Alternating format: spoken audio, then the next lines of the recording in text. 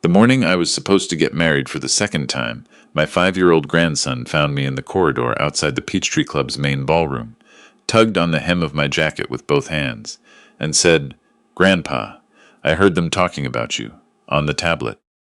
I crouched down in my charcoal suit. His clip-on tie was already half undone, and his dark hair was doing whatever it wanted, which was what it always did. He had his mother's green eyes, and in that moment they were the most serious things in that hallway. I said, "Who was talking, buddy?" He pressed his small hand flat against his chest, the way children do when they are trying to keep something from spilling. "Miss Lenora," he said, "and Daddy." The noise of the ballroom was behind me. 260 guests, white tablecloths, a string quartet warming up near the window. I could hear the low, warm sound of a gathering that had come expecting to celebrate something. I stayed crouched. I kept my voice even. What did they say? He looked down the corridor, then back at me. He held out Rhonda's old tablet in both hands, screen dark, the way kids hand you something they understand matters. "You should listen," he said simply. I took it from him. My hands were steadier than my chest. That is where this story truly begins. But to understand what happened next, you need to understand where I had already been. Welcome to Sunken Vengeance. I'm grateful you're here today, wherever you're watching from. Drop your city or state in the comments below. And a note before we go further, this story contains some fictionalized elements created for storytelling purposes. The life lessons in it, though, are the truest things I know.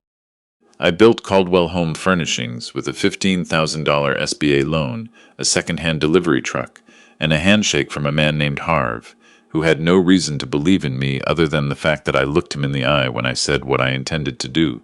That was 1983. I was 29 years old, in Macon, Georgia, with more intention than sense, which is probably the only way you ever start anything worth building. Vera was with me from the second year. We met at a church potluck. She was in the middle of a respectful but firm disagreement with the pastor's wife about whether a casserole counted as a main dish, and she was right, and she knew she was right, and she said so plainly. I decided on the spot that I needed to know that woman for the rest of my life. We married in the spring of 1985 in her mother's backyard. 40 people, a borrowed folding table, a dress she made herself. I couldn't have told you then whether the business would survive the next 12 months. Vera told me not to worry about that. She said, "Ira, the store will either make it or it won't, but either way we're going to eat dinner together every night, and that's worth more than any storefront." She was right. She was right about most things. Our daughter Jolene came along in 1989. She had Vera's stubbornness and my habit of underestimating how long things take, which combined in her into something that looked a lot like excellence. She built her career in Atlanta school administration, and one evening when she was 31, she sat in my study and told me she'd met someone she believed was the real thing. His name was Pierce. He was 36, well-dressed, easy with a handshake. He had a story about a real estate venture in Buckhead that changed details each time he told it, but I hadn't noticed that yet. I shook his hand at a Sunday dinner, watched him refill Vera's glass without being asked, and thought, not bad. Vera watched him across the table that same evening. Later, in the kitchen, she said quietly, "That young man is always performing." I told her she was too suspicious. She didn't argue. She just gave me that particular look of hers and went back to washing the dishes. They married in 2020. Pierce cried during the vows, which I have since come to understand was among the finer performances of his life. Our grandson, Arlo, was born in February of 2022. Vera held him in the hospital room and looked at me over his tiny face with tears running straight down her cheeks. "Ira," she said, "look at us." I didn't say a word. I held her hand and looked. She was diagnosed 3 months later. Ovarian cancer. The oncologist was kind and thorough, and it didn't help. She had perhaps 14 months. She got 22 because Vera Caldwell did not leave a room before she was ready.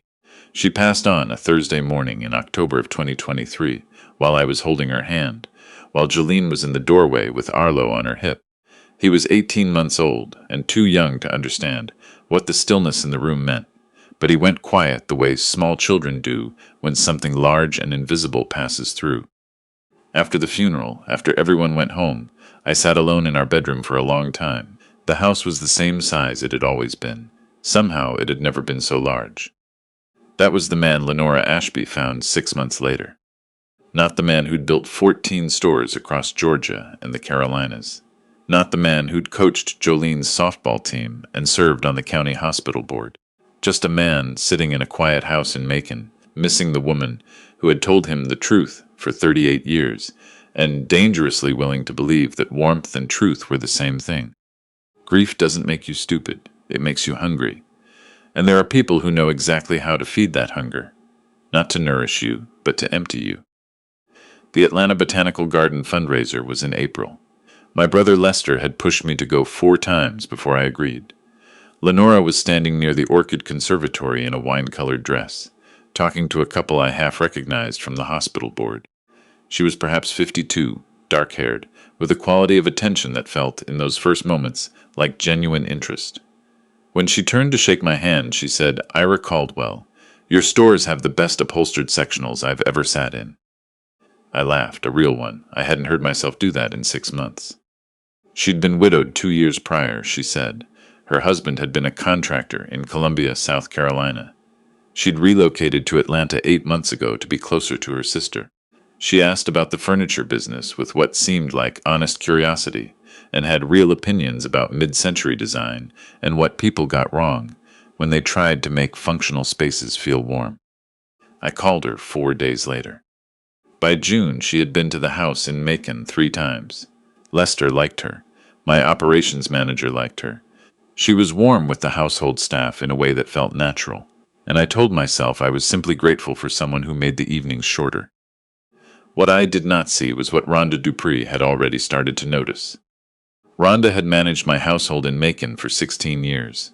Vera hired her on the basis of a single interview, which was unusual for Vera, who took her time with most decisions. When I asked about it afterward, Vera said, "Ira, that woman doesn't waste a word. That's exactly what this house needs." She wasn't wrong.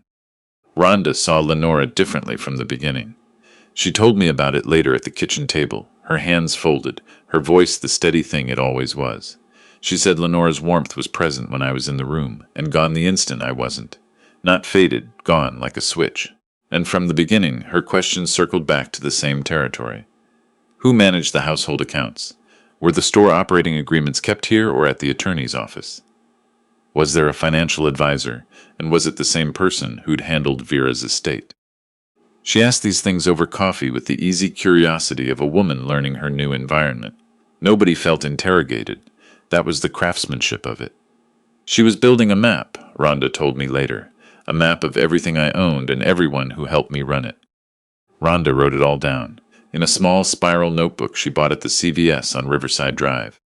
Meanwhile, the trouble with Pierce had started before Lenora arrived. I just hadn't been reading it right. In the spring of 2023, Jolene told me she was stepping back from her work at the Atlanta School District. Temporarily, she said. Pierce felt the commute was wearing her down, and Arlo needed stability, and she'd been tired lately anyway. Her voice had a quality I hadn't heard in it before. Careful, like someone reading from a script they'd memorized enough to make sound natural. I asked her 3 questions. Each answer came back in that same careful register. I told myself she was tired. New parenthood is genuinely hard. Marriages require compromise. I told myself all the reasonable things a father tells himself when he doesn't want to believe the unreasonable truth. What Pierce had been doing to Jolene was designed to leave nothing visible. He didn't forbid her to call me.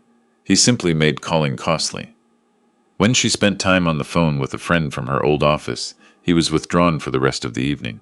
Not angry, just absent in a way that required repair.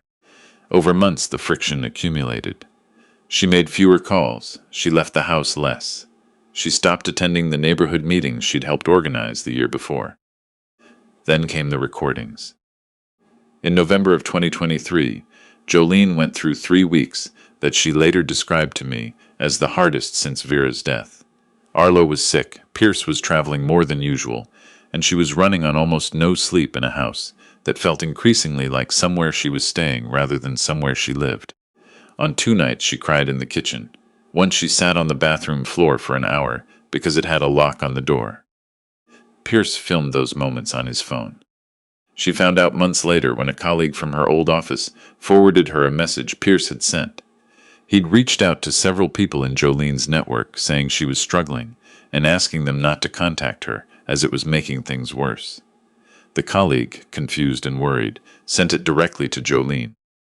When she confronted Pierce, he said he had been protecting her. That was his word. Protecting. She tried to reach me 3 times during that period. Once through Rhonda's cell phone, which Rhonda handed over without hesitation. But Lenorza was in the kitchen and overheard. That evening she mentioned it to Pierce. The next morning, Pierce explained to Jolene very gently that involving household staff in their private marriage was inappropriate and embarrassing. Jolene did not try Rhonda's phone again. She wrote me a letter in January, by hand, sealed the envelope herself, walked it to the mailbox at the end of the street. I never received it. My doctor and longtime friend, Roscoe Tatum, called me on a Sunday evening in August. He said Jolene had come in for her annual physical.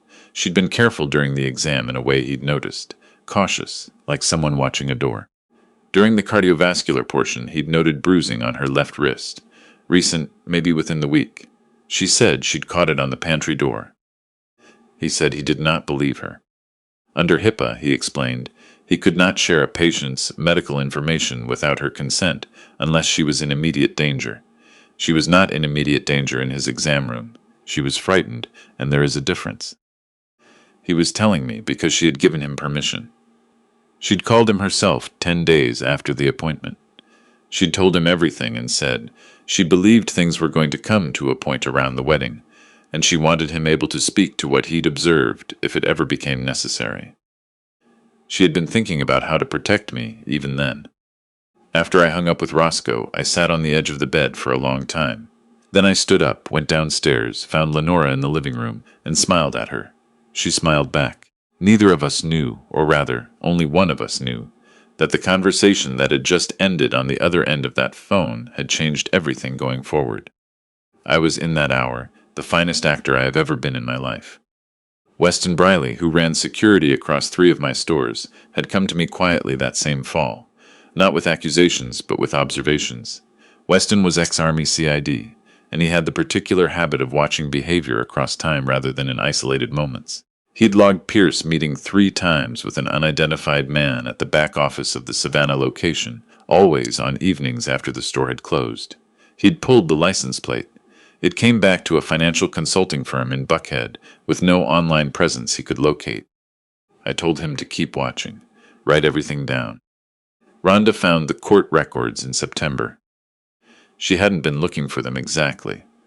She'd been following a question that had been sitting in her mind. Whether a woman who presented herself as a widow from Columbia, South Carolina, and who asked very particular questions about estate structures and financial access, had any history worth knowing. She found a civil lawsuit filed in Richland County, South Carolina, in 2018. The plaintiffs were the adult children of a recently deceased man. They alleged that his second wife had isolated him from family in the final months of his life and influenced him to amend his estate documents in her favor 3 weeks before he died. The suit had settled out of court in 2019. The widow had relocated from South Carolina shortly afterward. Her name was Lenora Ashby. Rhonda sat with that for a long time. Then she called Lester. They met at his house on the other side of town. He read the documents twice. Then he set them on the coffee table and said what Rhonda had been thinking, but hadn't yet let herself say out loud.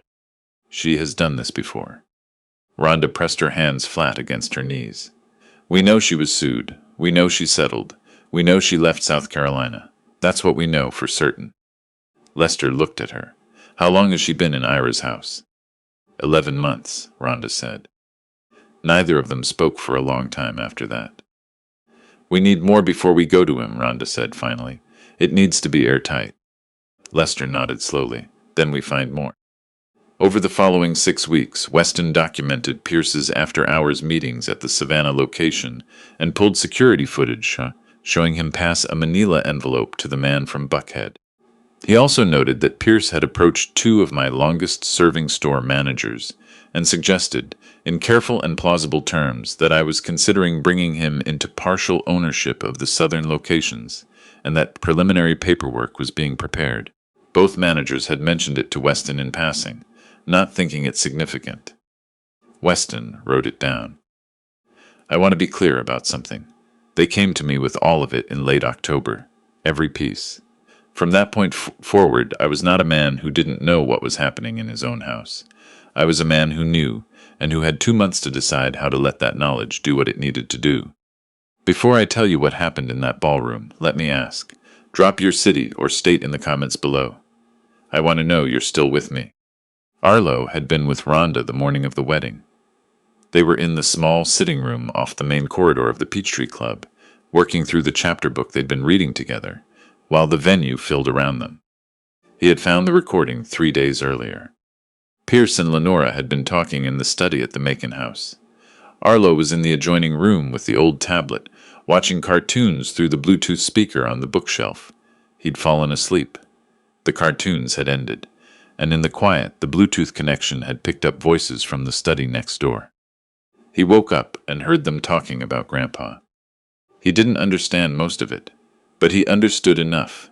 He understood the word sign. He understood before he figures it out, and he understood in the instinctive way of children who have spent years listening to the emotional temperature of rooms that what he was hearing was not supposed to happen. He told Rhonda the next morning. She pressed play on the tablet. Then she called Lester. In the corridor outside the Peachtree Club's ballroom, I took the tablet from Arlo's hands and held it. I didn't look at the screen yet. I looked at my grandson, at his serious face and his untucked shirt, and the solemn way he was watching me, like a child who has carried something heavy to the right person and is waiting to see if it was worth the effort. You did exactly right, I said. Grandpa's going to take care of this. He nodded once, satisfied. Then he looked past me at the ballroom. There are a lot of chairs, Grandpa. There are, I said. A lot of people came to see something important happen today. I straightened up. I found Jolene's eyes across the corridor. She was standing near the garden entrance in a pale blue dress, slightly apart from the other guests. She'd seen Arlo come to me. She'd seen me take the tablet. Her face held the expression of a woman who had been holding her breath for a very long time and was only now beginning to believe it might be safe to let it go. I gave her the smallest nod. She pressed one hand briefly to her mouth. Then she straightened her shoulders. I found Weston by the side door and gave him the signal we'd agreed on 2 weeks earlier, a slight movement of my right hand, barely visible. He reached for his phone. I walked into the ballroom. I have stood in front of a great many rooms over 67 years. I've stood in bank offices when the numbers were wrong. I've stood at the front of a church and said goodbye to people I loved. I know what it is to choose your words carefully and watch them land on people and change things. I didn't think I had anything left to learn about that. I was wrong.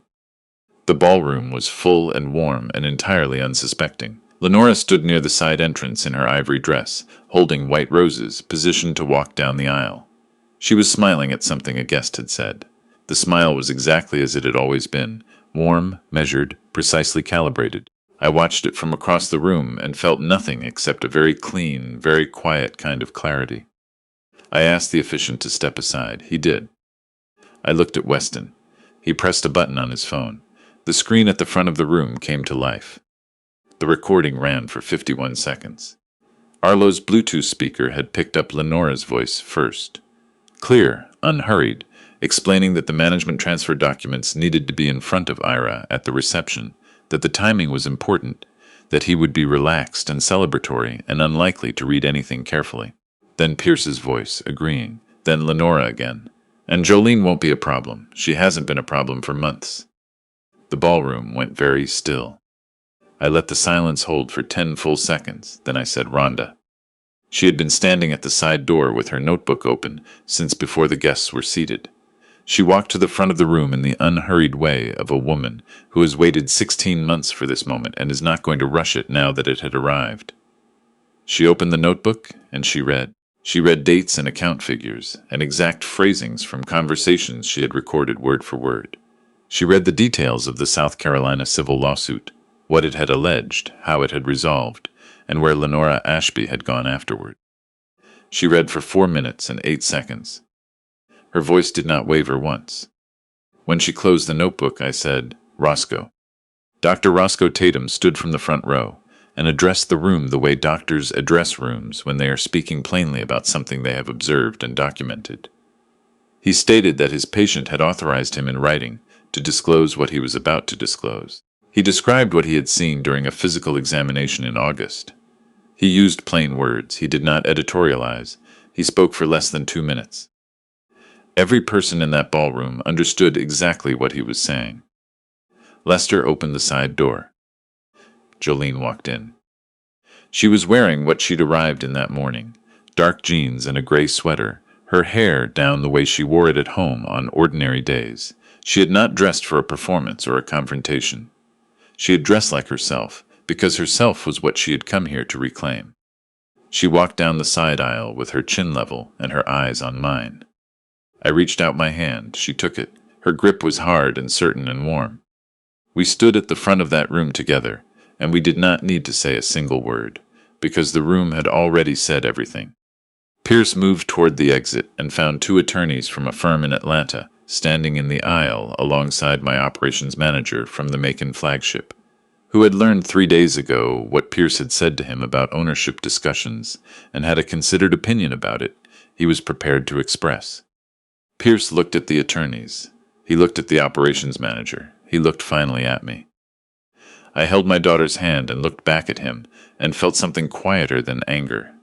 The particular stillness of a man who has done what needed to be done and can now simply stand in the fact of it.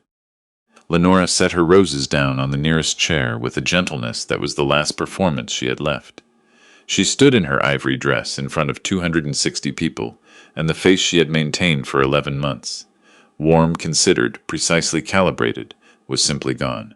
What was underneath it was absence, the face of a woman who had built an entire self out of strategy, and had nothing left when the strategy failed. Jolene's hand tightened in mine. Outside the tall windows, the Atlanta November light moved across the parquet floor in long gold bars. Steady and indifferent and entirely beautiful, the way light has always moved through rooms, regardless of what the people inside them are doing. They left through the side exit at 11:22 that morning. Weston logged it. The FBI field office in Atlanta already had an open file on Lenora from the South Carolina matter. The adult children of her late husband had filed a formal complaint in 2019 that had not resulted in charges but had never been closed either. What Rhonda had gathered became part of that file, alongside the recordings and Weston's documentation of Pierce's late meetings at the Savannah location. The management transfer documents Pierce had been preparing were never signed. The consulting firm in Buckhead dissolved its online presence within a week of the wedding. 3 of my store managers received letters from a Nashville attorney representing Pierce, demanding they retract statements they had never made, which told me everything I needed to know about Pierce's understanding of how the law worked and how desperate he had become. My operations manager and 2 other colleagues Pierce had misled filed civil suits. I won't tell you how those has ended because I believe some consequences need to complete themselves in their own time. What I will tell you is that they did complete themselves. I found Jolene in the backyard at 3 in the afternoon, sitting on the stone bench near the gardenia bushes Vera had planted in 2007 specifically for their smell in the evenings. She had a cup of tea and her coat pulled close, and she was looking out at the yard with the expression of a woman who has put down something very heavy and is still getting used to the feel of empty hands. I sat beside her without speaking for a while. A mockingbird landed on the fence post, considered us with its bright sideways eye, and flew away. "How are you feeling?" I asked. She thought about it the way she had always thought about questions. Seriously, like a real answer was owed. "Like I've been holding my breath for 2 years," she said, "and I just now remembered how breathing works." She looked at me. "How are you?" "Ask me next week," I said. "Right now I'm still in the part where I'm just glad it's over." She nodded. She understood that. We sat together in the Georgia November afternoon, 2 people who had been through something and were on the other side of it and didn't yet have the distance to see it whole. Then she said she needed to tell me something, and she needed me to let her say it, without interrupting. She said she was sorry she hadn't found a way to reach me sooner, that she knew why she couldn't, that I'd already said it wasn't her fault. But she needed to say it anyway, because it was true and she had been carrying it, and she wanted to put it down. I waited until she finished. Then I said, "Jolene, look at me." She looked at me. "You protected your son," I said. "Every single day in an impossible situation, that's what you did. That's what I see when I look at the past 2 years. Not the silence, the protection." I put my hand over hers on the bench. "Your mother would have seen the exact same thing. I know that without any doubt." Jolene's jaw tightened. Her eyes went bright. She looked away at the gardenias and breathed carefully for a moment. Then she said, in a voice that was rough at the edges but steady at the center, "She would have had the whole thing sorted by Thanksgiving." I laughed. "A real one, the kind that surprises you." "6 weeks," I said, "tops."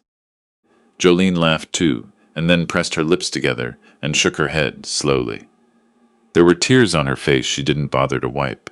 I put my arm around her, and she leaned into me the way she had when she was small. We sat like that in the yard that Vera had planted, in the quiet that Vera had made, and I thought about how the things people build with love don't disappear just because the builder is gone. Arlo found us at 3:30. He came running across the yard in his dress shirt, tie gone entirely, shoes inexplicably muddy, despite having been inside a ballroom for most of the morning. He was holding something out in front of him with the urgency of a child who has made a discovery of the first importance. It was a stick, very straight. He was proud of it. "Grandpa," he said, arriving breathless, "this stick has a really good shape." Jolene looked at it with all the gravity it deserved. "That is a very good shape," she said. He examined it once more with great satisfaction, then sat down in the grass at our feet and began whatever quiet investigation 5-year-olds conduct with good-shaped sticks, narrating softly to himself. Jolene watched him. I watched her watching him. The afternoon settled around the three of us in the particular way of November in Georgia. Gold and slightly cool and entirely real. That evening, after Arlo was asleep in the room that had always been his at the Macon house, I went to the garage storage shelves and found the box where Lenora had placed Vera's things. Inside, wrapped in a dish towel, was the framed photograph from the hallway outside my study. Vera and me at a furniture trade show in Charlotte in 2004, both of us laughing at something a vendor had said, Vera with her hand on my arm and her eyes bright. I carried it upstairs and hung it back in its place on the nail that had held it for 19 years. I stood and looked at it for a long time. Then I went to find Rhonda, who was in the kitchen finishing the last of the day's work. I told her I wanted to talk about her role, effective immediately. She looked at me with the careful expression of someone bracing for something unexpected. I told her she was being promoted to full household director, with authority over every department on the property, a meaningful increase in salary and benefits, and the offer of the guest apartment above the detached garage that had been sitting empty for 2 years. It was hers if she wanted it. Rhonda listened without speaking. When I finished, she was quiet for a moment. Then she said, "Miss Vera would have done this 3 years ago." "Yes," I said, "she would have. I'm sorry it took me longer." Rhonda nodded once, accepting that. "I'll take the apartment," she said. "I've always liked the light on that side of the house in the mornings." Later that night, alone in my study with the lamp on and the house quiet around me, I wrote 4 words in the back of the notebook I kept in my center desk drawer. Not a plan, not a record, just 4 words for the version of me that would read them someday when the distance had made this whole year comprehensible. The words were, "I was already loved." Not by Lenora. I understood that now with perfect clarity. Lenora had never loved anything that couldn't be converted into something else. But before her, and underneath everything she had tried to build over and against it, there had been 38 years of a woman who had loved me completely and honestly and without calculation. There was a daughter who had sat in an impossible situation and thought about how to protect her father, even while she was drowning. There was a 5-year-old boy who had carried a tablet down a corridor with both hands because he understood, without anyone explaining it to him, that Grandpa needed to hear the truth. You cannot build walls around that. You can try. Some people spend their entire lives trying. But it was there the whole time, solid beneath everything, the way a foundation is there beneath a house, regardless of what someone else attempts to construct on top of it. I closed the notebook. I turned off the lamp. Outside the window, the Georgia night was clear and cold and full of stars. Upstairs, my grandson was sleeping. Down the hall, my daughter was sleeping. And in the hallway outside my study, Vera was back on the wall where she had always belonged. I sat in the dark for a while, not thinking about anything in particular.